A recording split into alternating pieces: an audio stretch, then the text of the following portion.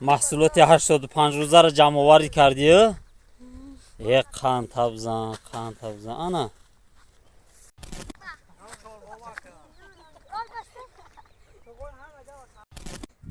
تماشا کنند مردمی.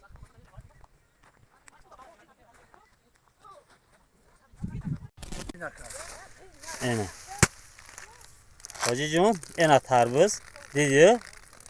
کلونش چند کیلو؟ هم 10-12 کیلو. زنده باشی. خیلی مهنت کردی که. سلام علیکم. دهقانان جمهوری تاجیکستان.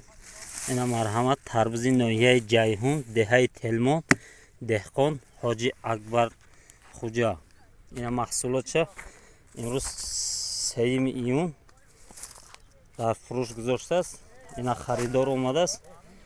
مرحمت حاجی جون در کانال پرتوده همین یگو دهقانه که تربوزش تعریف میکنه.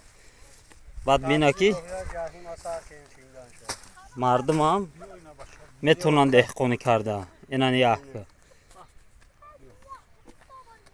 اینا امروز یک شنبه طلب و جواب در خدمت هم اهل اویلا همه در خدمت محصولات تربوز.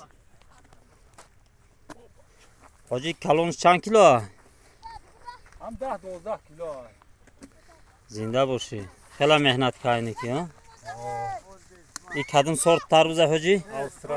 استرالیا. اینا تربوز بینا کرد. اینه حاجی جون اینه تربوز دیدی؟ ماشاءالله. تربوز دینا.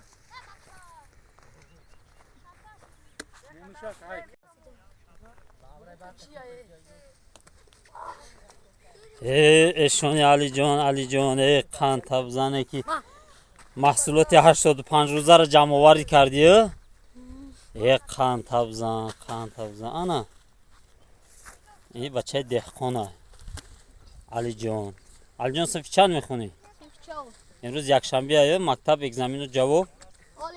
امروز دوشنبه اگزمین. اوه ملادیس.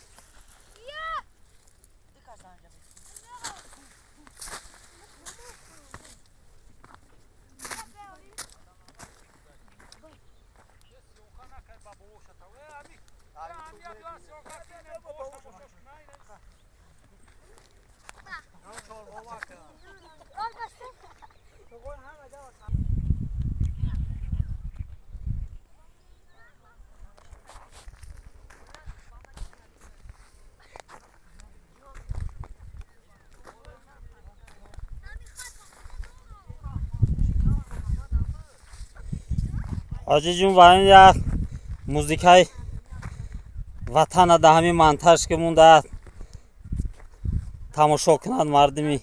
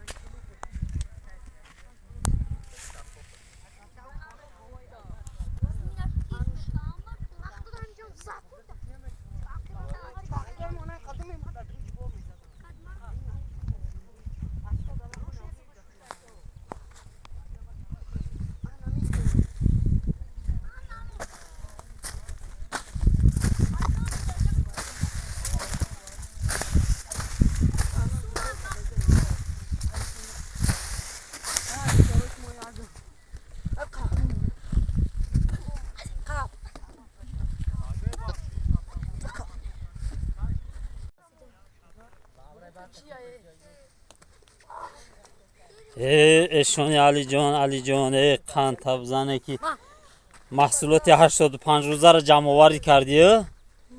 یک قند بزن انا این بچه دهقانه علی جان صفی چند میخونی؟ امروز یک شنبه آیه مکتب اگزمین و جواب؟ امروز دوشنبه اگزمین. اوه ملادیس.